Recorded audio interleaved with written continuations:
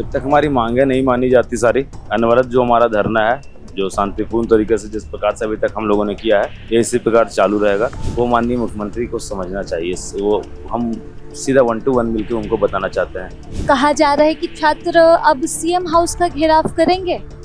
अभी तक ऐसा कोई भी ऑफिशियल हम लोगों का ऐलान नहीं है, ऐसी कोई घोषणा नहीं है। अगर ऐसी कोई जानकारी या कुछ न्यूज फैलाया जा रहा है तो यह बिल्कुल भ्रामक है। बच्चों का मंच है, बच्चे तय कर रहे हैं कौन जाएगा नहीं जाएगा। ये जीसीसी जीपीसी रिफॉर्म मंच तय करेगा। देखिए, आप इस वक्त प्रभात खबर देख रहे हैं, मैं राजलक्ष्मी आपके साथ। छात्र आंदोलन का 20वां दिन है, विधानसभा का घेराव हो चुका है और सवाल बस एक ही है कि छात्र अब आगे क्या करेंगे। सवाल के साथ पीयूष हमारे साथ है। शुरू से ही आप पहले दिन से आंदोलन का हिस्सा रहे हैं और अब सवाल हर कोई जानना चाह रहा है कि आखिरकार छात्र अब क्या करेंगे। वार्ता तो हुई, सफल नहीं रही, विधानसभा भी घेर लिया, आगे क्या? जब तक हमारी मांगें नहीं मानी जाती सारी, अनवरत जो हमारा धरना है, जो शांतिपूर्ण तरीके से जिस प्रकार से अभी तक हम लोगों ने किया है, ये इसी प्रकार चालू रहेगा। अभी तक वार्ता का वापस पुनः हम लोगों के पास कोई भी ऑफिशियल मैसेज या संदेश नहीं आया है। हम भी वेट कर रहे हैं कि सरकार वार्ता करे। हम चाह रहे हैं कि हम अपना दर्द दुख जो बच्चों का है वो हमारे मुखिया के साथ हम बताएं। सीएम से वार्ता? जी, हमारी मुखिया वही हैं। हम चाहते हैं कि वो हम बच्चों के दर्द को अच्छे से समझेंगे, संवेदनशील हैं वो, बच्चों के हित में हमेशा खड़े रहे हैं। उनसे निवेदन होगा कि बच्चों का दुख दर्द समझें। तो मुख्यमंत्री इसे वार्ता आप चाहते हैं, प्रशासनिक टीम लगातार यहाँ पर आ रही है, उनसे इस बात की जानकारी दी कि अगर सीएम भी बात करे तो ठीक रहेगा। हम लोग तो डे 1 से तैयार हैं कि हमारे मुखिया हम लोगों के दर्द को समझें। दर्द को समझिएगा तभी तो समस्या का समाधान होगा।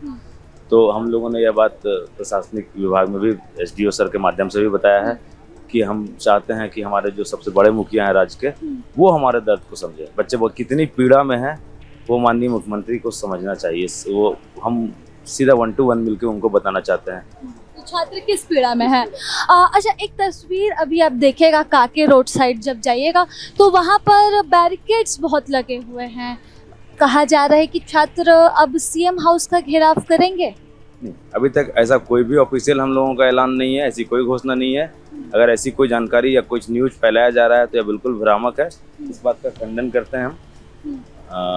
जब भी जीसीसी जीपीसी रिफॉर्म मंच के हवाले से जो भी ऑफिशियल अनाउंसमेंट होगा, या तो रविंद्र करेंगे या तो मेरे एंड से होगा।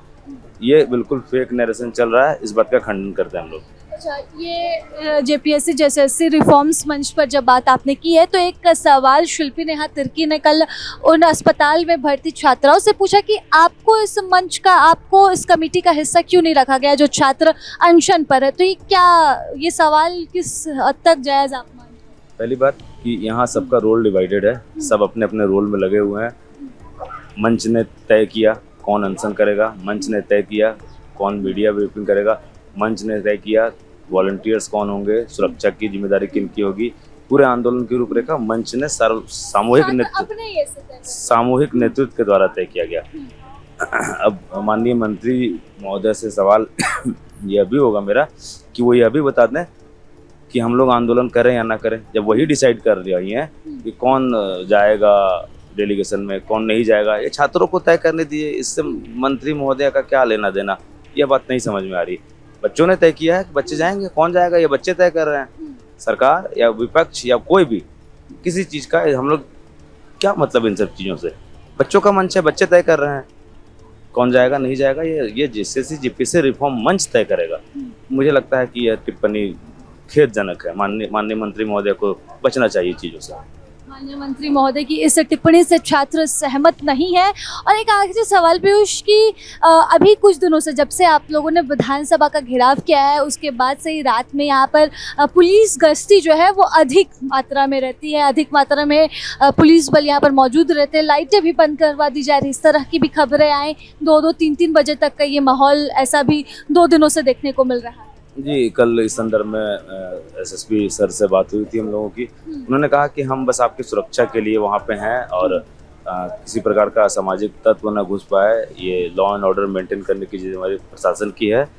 हम बिल्कुल सहमत हैं उनसे। हम प्रशासन के साथ सहयोग कर रहे हैं, सुनिश्चित कर रहे हैं कि कोई भी इस प्रकार का लॉ एंड ऑर्डर का डिस्टर्बेंस ना हो। और वो अगर हमारी सुरक्षा के लिए इतने तत्पर हैं तो साधुवाद है उनको भी। और बहुत बहुत धन्यवाद भी है उनको। चलिए, प्रशासन से खूब सहयोग मिल रहा है। छात्रों को 15 अगस्त है, कुछ प्लानिंग, कुछ आंदोलन का ऐसा सोचा कि 15 अगस्त को लेकर कुछ 15 अगस्त के दिन हाँ। हम छात्र ऐसा कोई कार्य नहीं करेंगे जिससे राज्य, देश या किसी भी का भी अहित हो। हम भी, हमारा भी स्वतंत्रता दिवस उतना ही है जितना प्रशासन का है, इनफैक्ट उनसे ज़्यादा हम लोगों का है। तो इस संदर्भ में मैं बिल्कुल सुनिश्चित करना चाहूँगा सभी लोगों को कि हम छात्र हैं, भारत के वासी हैं, और अपने स्वतंत्रता दिवस के दिन किसी भी प्रकार का कोई भी अभद्र कार्य हम लोग नहीं करेंगे। ये छात्र हैं और 15 अगस्त को लेकर प्रशासन निश्चिंत रहे। छात्र इसी तरह से आंदोलनरत रहेंगे, अपना प्रदर्शन जो है वो जारी रखेंगे। तमाम सवालों के जवाब आपको इस वीडियो में ज़रूर मिले होंगे। 20वां दिन है आंदोलन का, और ये आंदोलन अनवरत कितने दिनों तक जारी रहेगा ये फिलहाल नहीं कहा जा सकता, लेकिन छात्र मांग कर रहे हैं मुखिया से बातचीत की। सीएम हेमंत सोरेन अब खुद आए, बातचीत करें, छात्रों का दुख समझे, तब जाकर जो है वो शायद कुछ बात बन सकती है। फिलहाल इस बातचीत में बस इतना ही। सहयोगी कपिल के साथ मैं राजलक्ष्मी, प्रभात खबर से। प्रभातखबर.com, विश्वास वही, रफ्तार नहीं।